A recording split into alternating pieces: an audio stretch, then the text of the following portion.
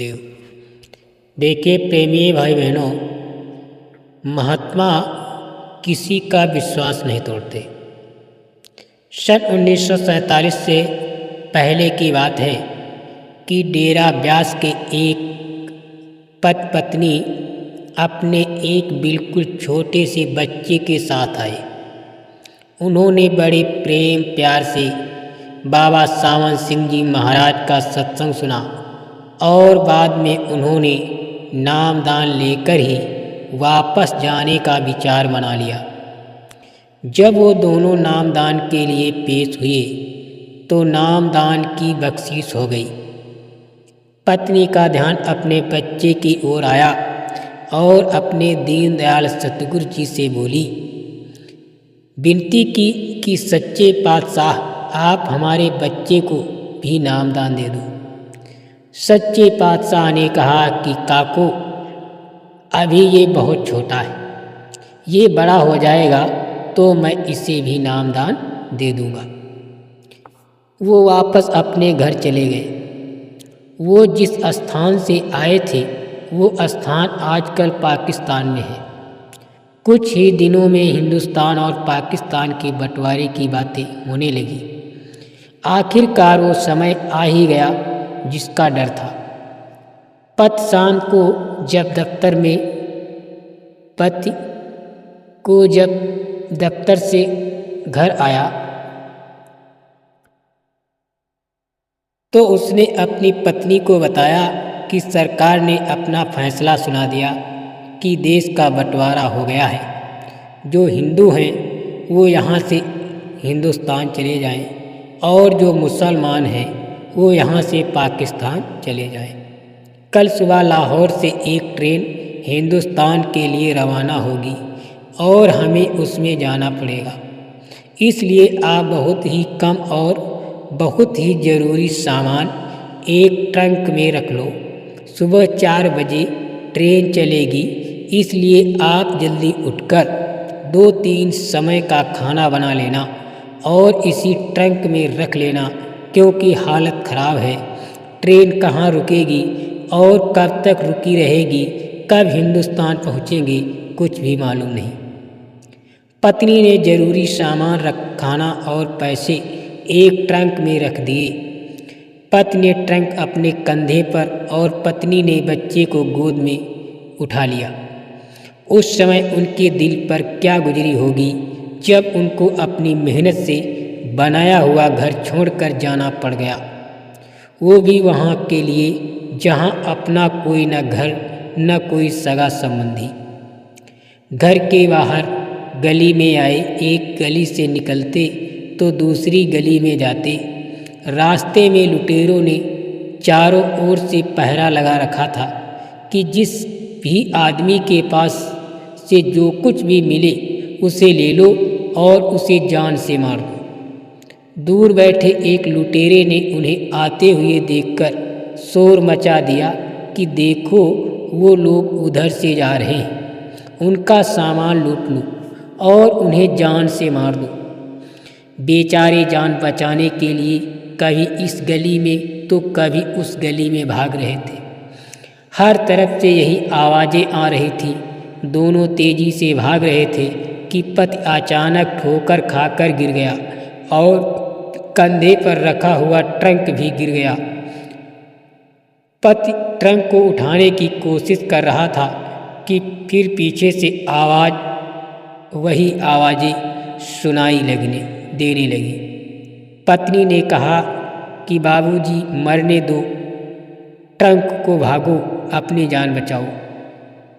Trunk वही छूट गया। आगे जाकर पत्नी को भी जोर से ठोकर लगी और उसकी गोद से बच्चा भी नीचे गिर गया। लुटेरे ने कभी आगे से तो कभी पीछे से इनका पीछा नहीं छोड़ा। पत्नी ने जैसे ही अपने बच्चे को उठाने की कोशिश की तो पीछे से फिर आवाज़ सुनाई देने लगी। पति ने कहा, जल्दी भागो, अपनी जान बचाओ। बच्चा वहीं का वहीं पड़ा हुआ रह गया। बच्चा उठाने का भी मौका न मिला। पति पत्नी दोनों भाग रहे थे कि उन्हें रेलवे लाइन के साथ एक स्थान पर जंगल टूटा हुआ जंगला टूटा हुआ दिखाई पड़ा। दोनों पति पत्नी उसी में से निकलकर पटरी के साथ भागते भागते लुटेरों को पता न लगा कि वो कौन से रास्ते से निकल गए।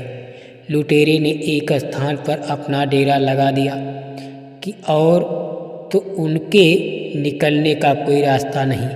वो आएंगे तो इसी रास्ते से जाएंगे तो कहाँ जाएंगे।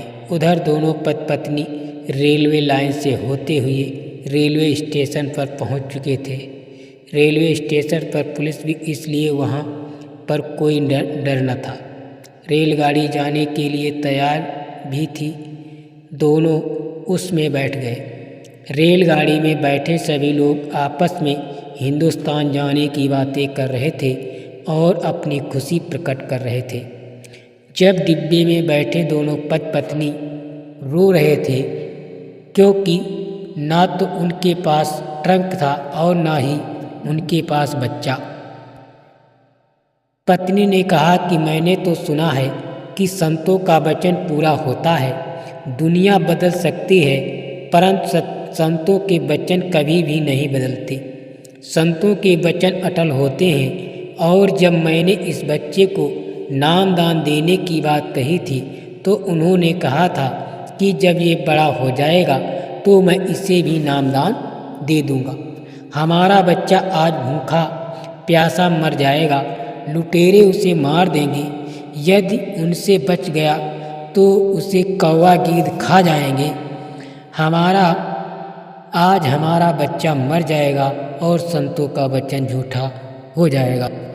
रेलगाड़ी के कर्मचारी ने अपनी सीटी बजानी शुरू कर दी।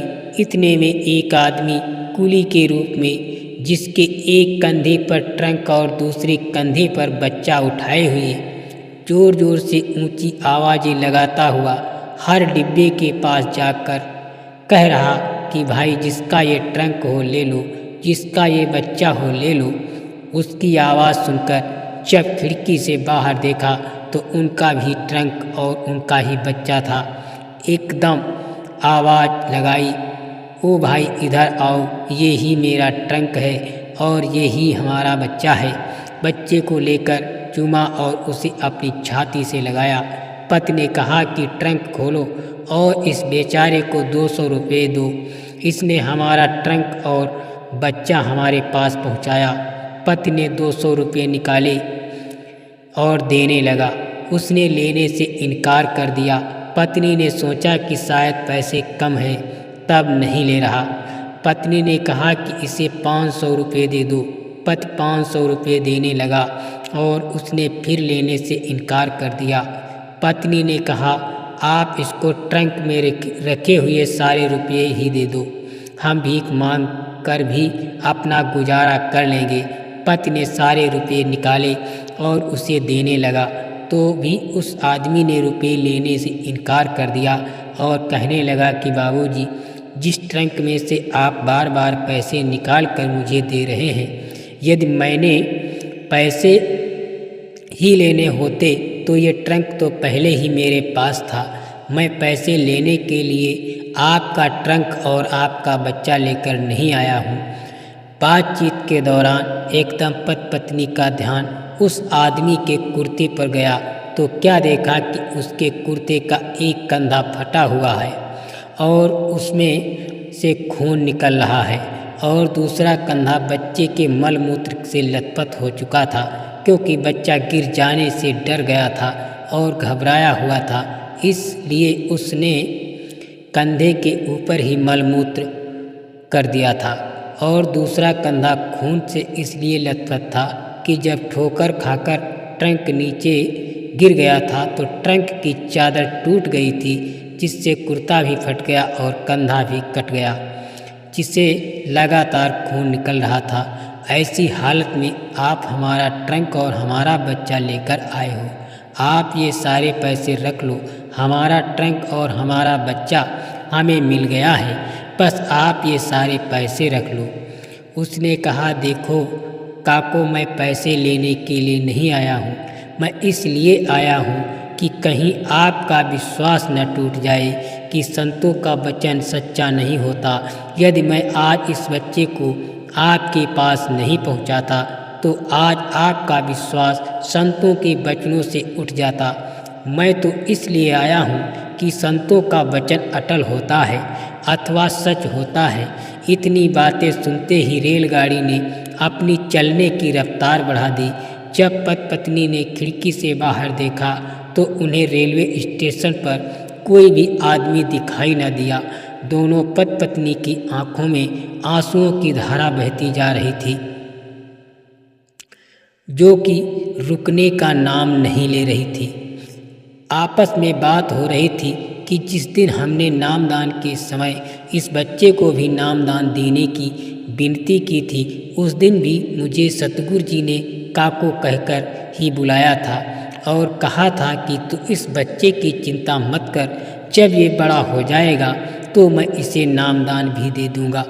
आज हमारा विश्वास उठ रहा था कि हमने तो सत्संग में सुना था कि संतों का वचन कभी झूठा नहीं होता। आज उनका वचन झूठा हो जाएगा। जब हमारा बच्चा ही हमारे पास नहीं रहा तो अब संतों का वचन भी झूठा हो जाएगा। संतों का वचन झूठा ना हो और उनके ऊपर विश्वास बना रहे, इसी मकसद से सतगुरु को स्वयं अपना रूप बदल कर आना पड़ा। सुनी सुनाई बात पर इंसान थोड़ी सी मुसीबत आने जाने पर अपने सतगुरु के ऊपर से अपना विश्वास उठा लेता है और उसका विश्वास डगमगाने लगता है। संत मत करनी का मार्ग है, कथनी का नहीं।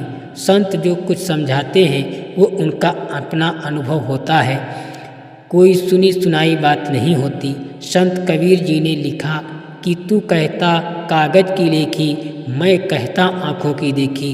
संतों के बताए हुए मार्ग पर चलो और अपनी ही आँखों से अपने ही अंदर स्वयं देखो कि हम परमपिता परमात्मा, वो परमपिता परमात्मा हमारे अंदर है और कितनी बेसब्री से हमारा इंतजार कर रहा है।